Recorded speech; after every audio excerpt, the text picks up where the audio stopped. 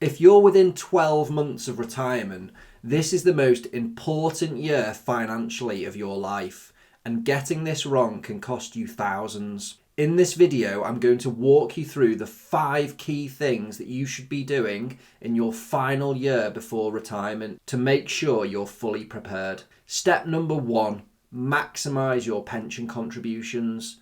This is likely your final opportunity to take full advantage of pension contributions based on your earnings. Once you retire, your ability to fund your pension significantly reduces.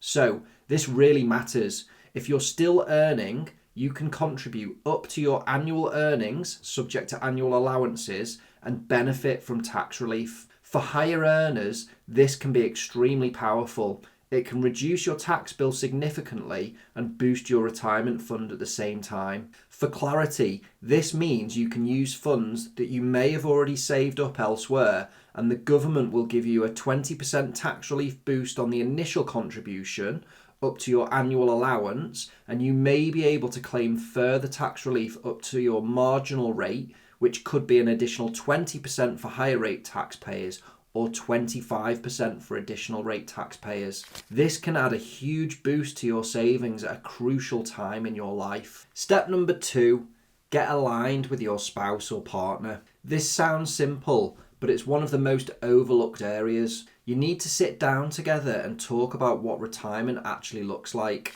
This can create tension, so it's often where we see issues that haven't been discussed, such as when are you both retiring? Will one of you continue to work? What do you want your lifestyle to look like? Travel, hobbies, time with family.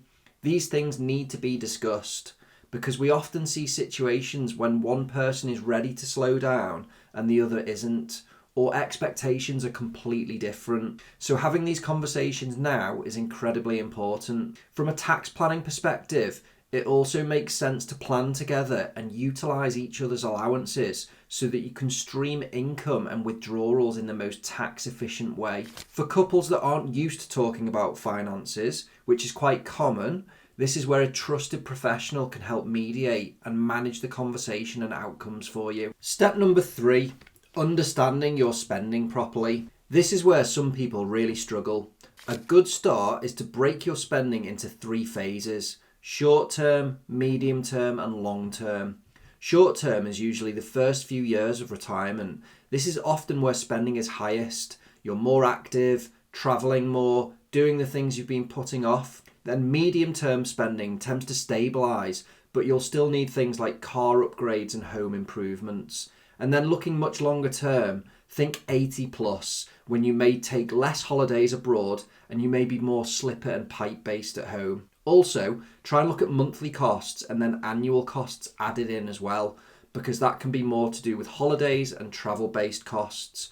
Both are important and both need taking into account. A good way of tracking this would be to access your bank accounts and review all spending over the last 3 to 6 months, which should give a general idea of monthly costs, and then you can add annual costs on top of that are holidays and travel based. Obviously, it's important to mention that there may be additional costs like care or support later in life. Understanding this properly allows you to build a plan that actually works and factors contingencies like that in, not just for today, but for the whole of your retirement. Step number 4, decide how you will take your income. This is one of the most important parts, and it's where we add a huge amount of value for clients, because it's not just about how much income you take, it's about where you take it from. Do you use your pension first?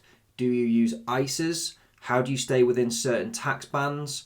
How do you structure withdrawals so that you're not paying more tax than you need to? Done properly, this can save you thousands over time, but done badly, it can cost you. So having a clear tax efficient income strategy is critical. It's also important to monitor and manage this on an ongoing basis as legislation changes. Also, there may be key dates when state pension or other pensions start, which can change the overall suitability of a withdrawal strategy. Step number 5, prepare emotionally for retirement. This is the one people don't talk about enough. Retirement is a huge change. You go from structure, routine, and purpose to something completely different. And some people really struggle with that. So it's worth easing into it if you can.